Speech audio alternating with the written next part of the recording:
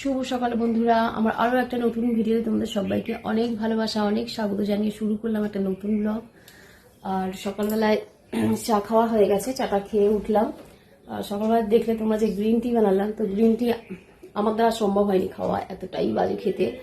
তো খাওয়া ভালো মানছি, কিন্তু আমার দ্বারা সম্ভব নয়, কারণ আমাদের সত্যি সব চা খেয়ে অভ্যাস নেই। আমাদের চা একটু মিষ্টি মিষ্টি না হলে পরে অসম্ভব ব্যাপার খাওয়া। তো ওটা খাওয়া ভালো, তো ওটা গুনগুন খেলো, শুধু গুনগুনি খেলো, আমি না, বুম্বাও না। আর এখন হচ্ছে আলু চচ্চড়ি চাপিয়েছি কুকারে। আর ছোট্ট ছোট্ট যে গোপুসোনা কালকে নিয়ে এসেছি, ওদেরকে এখন তুলতে যাব, ওদেরকে তুলে দিয়ে একটু সাজিয়ে গুছিয়ে দেবো। অনেকদিন পর আবার পুজো করছি, কারণ একদিন তো পুজো করা মানে বারণ ছিল। তো 21 দিন পর ষষ্ঠী পুজো হবে, তো তারপরেই পুজো পাঠ করে, কিন্তু আমাদের মা বললো যে আমরা 11 দিন পর করতে পারবো, তো তার জন্য আমি গঙ্গা জল ছিটিয়ে পুজো করছি। আর গোপুসোনাকে হচ্ছে বুম্বা আনতে যাবে, বুম্বা আর গুনগুন যাবে আনতে। আমাকে বলেছিল আনতে যাওয়ার কথা, কিন্তু আমি যেতে পারবো না, কিন্তু মা যেতে পারবে, তাই আমি চলে যাব। আমার মানে সকালবেলা আমি বাইরে বেরোলে কি করে চলে, আমাদের রান্না বান্না সবকিছুই আছে, সকালে খাবার দাবার করতে হবে। তো বুম্বাকে আর গুনগুনকে বললাম গুনগুন ধরে নিয়ে আসবে গাড়ি করে, আর বুম্বা গাড়ি চালাবে। এই স্যুপটা অবশ্যই ট্রাই করবেন, খুব ভালো খেতে, শর্ট। আর হচ্ছে এখন আমি রান্না করে চাপিয়েছি, আর গোপুসোনাকে তো বললাম তুলবো। আর আমার গোপুসোনাকে এখন আনতে যাবে, ওরা আনবে, তারপর গোপুসোনাকে আবার স্নান টান করিয়ে পুজো হবে। আজকে আনতেই হবে, তার কারণ হচ্ছে অম্বুবাচী পড়ে যাবে। কটা থেকে যেন পড়বে মা বললো, তা বললো যে তার আগে আনতে হবে। গ্রিন টিটার মধ্যে ভিটামিন সি আছে, অবশ্যই এটাকে ট্রাই করুন। আর ফ্যাট কমায় এটা, তুই কমা ফ্যাট, আমাদের ফ্যাট কমিয়ে লাভ নেই, সম্ভব না খাওয়া। আর এখানটা কালকে পরিষ্কার করেছি, এই যে সব কিছু নাইটির মধ্যে মুড়ে মুড়ে রেখে দিয়েছি, ওগুলো এখন আমি একটা পর্দা তৈরি করব আবার, তো পর্দা লাগাবো। ওই যে আমার বিয়ের ঘোড়া বালতি সব ওখানে রয়েছে। কুকারটা সিটি হচ্ছে না কেন কে জানে, অনেকক্ষণ চাপিয়েছি, কি হলো কে জানে বাবা, শাঁসা করেই যাচ্ছে।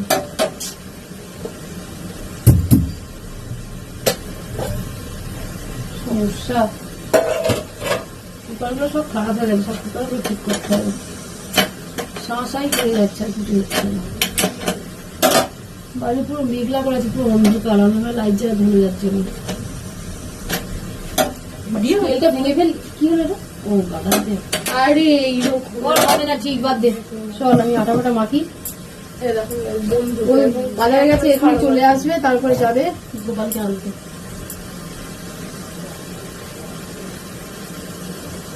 ততক্ষণ এটা হোক, আস্তে আস্তে হোক, আমি পুচকি সোনাদের তুলি।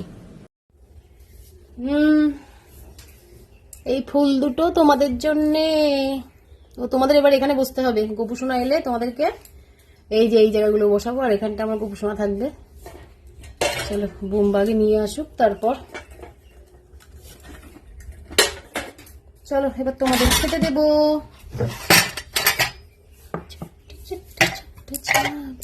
ছিল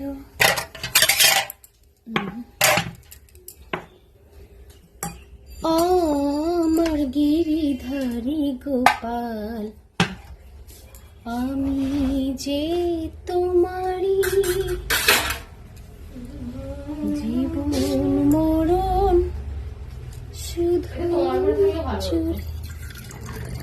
গোপাল গিরিধারী আমার গিরিধারী। তুলসী পাতাগুলো কি অবস্থা গ্যাসটা হয়েছে। বাথরুমটা কে লাগিয়েছে ঝর্ণাটা, জলের ফোয়ারাটা? কেন আমরাই করেছি। কখন হবে মাংস? খাবো তো। মাংস না দেরি হয় না, একটু কি হয়। ও বাবা, তুমি এখন চাপালে? তুমি তো মাংস মশলাও লাগাওনি। এখন অত সময় হয়নি, এই সবাই ধুয়ে নিয়ে এলাম। ভাগ্যে ভালো আমি আমার স্যুপটা বানিয়ে নিয়েছি। এই যে গাইজ আমার স্যুপ, এই দেখো। সেই কাজ বাড়ি অনেক দেরি হবে রান্না করতে। এই যে স্যুপ বানিয়ে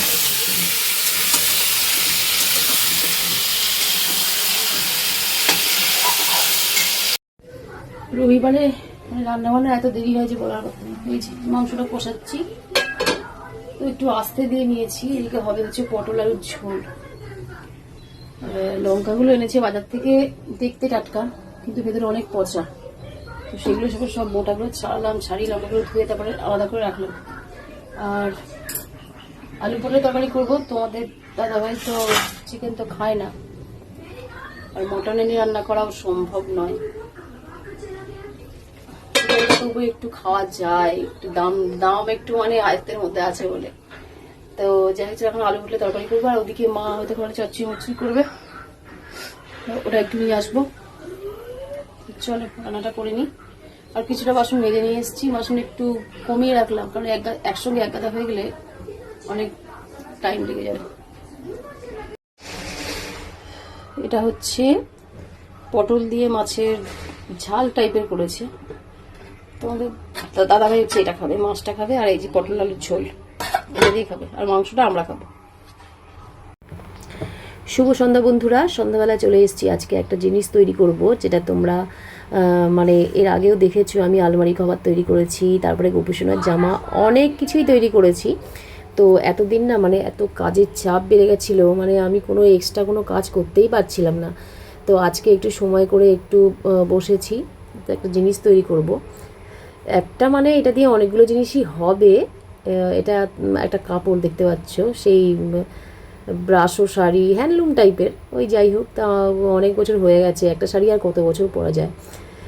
তো এটা আর পরতে ভালো লাগে না। এই শাড়িটা আমার ননদ দিয়েছিল।